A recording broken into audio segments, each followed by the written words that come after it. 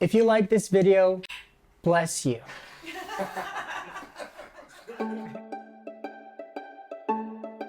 Hi, I'm Nick. If you've seen my recent home tour, then you know that I love moody Victorian spaces. So today I'm going to show you a trick on how to turn printed art into a faux oil painting.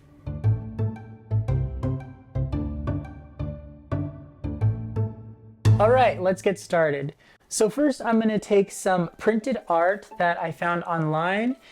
These art pieces are in the public domain, and there are a lot of sites online that have this huge collection of oil paintings that you can just download and print.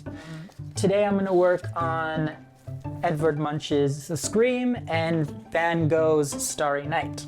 I like to start with golden extra gloss medium, or if you don't have this, you can also use high gloss Mod Podge, but I do prefer the golden medium because you get much better texture. So this is very simple. All you do is get a paintbrush and a glob of the medium and just start painting it onto the picture. You want to go with the brush strokes.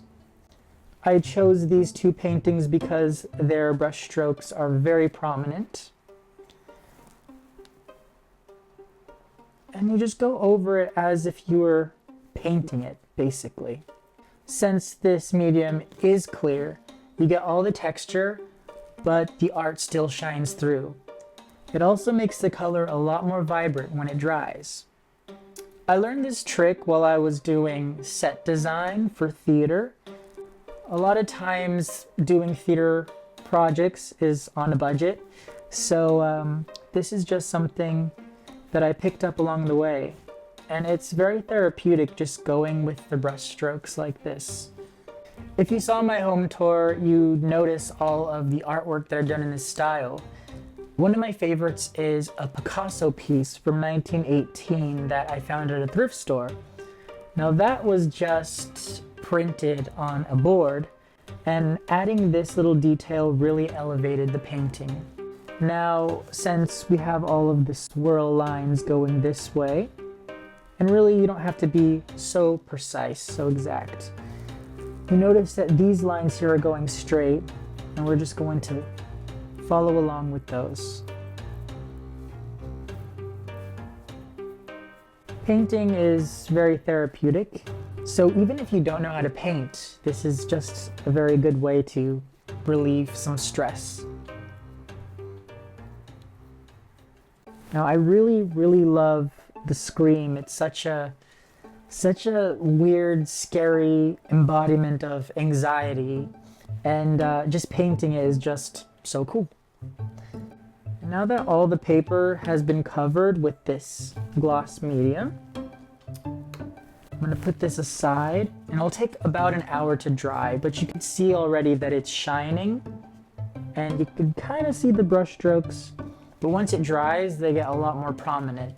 I like to choose paintings that have very prominent brush strokes in them already. So Starry Night is a really good example of that too. You notice in Van Gogh's brush strokes are kind of like brush, pick up, brush, pick up, brush, pick up. So it'd be a lot of work to do this one, but at the end, it's totally worth it.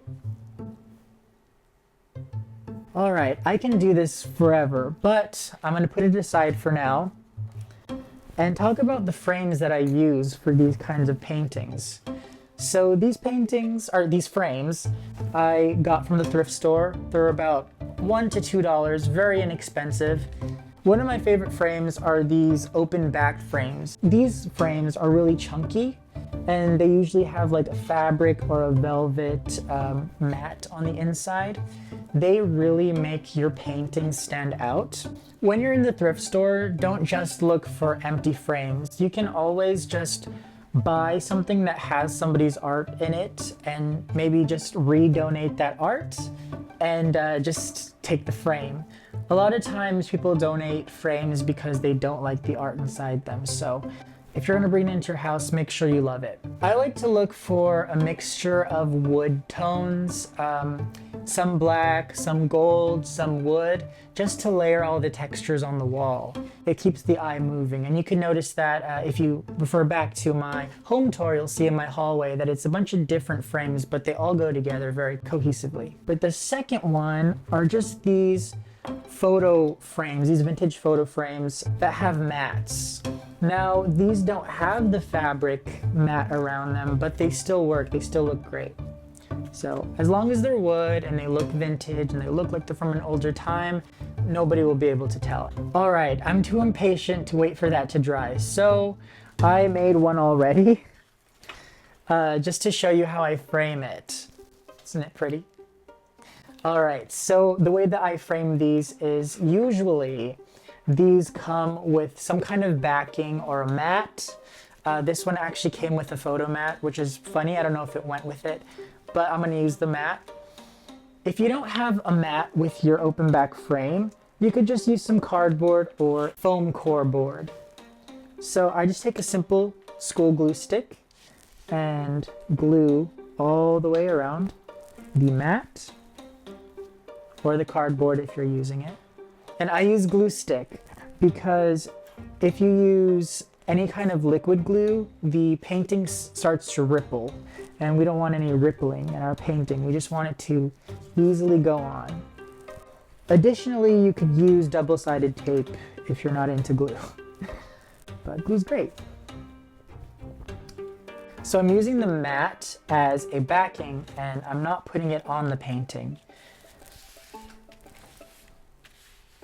After it is nice and glued, I'm gonna grab the frame and just place it in. These mats make it really easy to cut it to the exact size that it's supposed to be, so I love whenever they have mats. You can glue it in if you want. I like to tape them because sometimes I like to switch the paintings out. It depends on my mood. I'm just using some painter's tape because it's not so harsh on any of the paper material on the bottom. And this doesn't have to be perfect because nobody's gonna see this part. All right. And voila, you have a perfectly framed piece of art. It's like your house could be a museum. Just so awesome. If you like this video, please give it a thumbs up and subscribe to Handmade. I'm gonna go hang up my new piece of art.